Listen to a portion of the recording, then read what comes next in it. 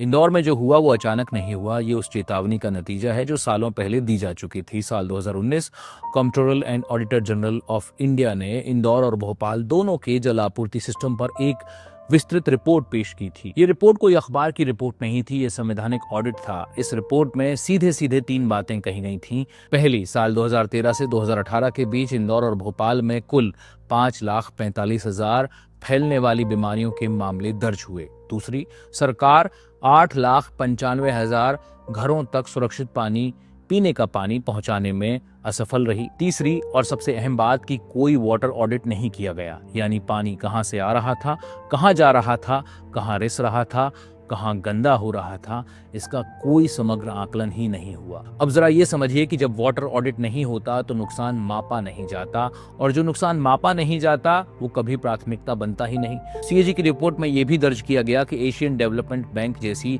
अंतर्राष्ट्रीय फंडिंग एजेंसियों की शर्तों में भी वाटर ऑडिट अनिवार्य था, फिर भी ये नहीं किया गया। ये एक प्रशासनिक भूल नहीं थी, ये एक लगातार चली आ रही उपेक्षा है। सीएजी ने ये सब 2020 तक स्पष्ट कर दिया था, लेकिन अगले 5 सालों में ना तो पाइपलाइन सिस्टम का व्यापक सुधार हुआ और ना ही रखरखाव की नीति कोई बदली गई।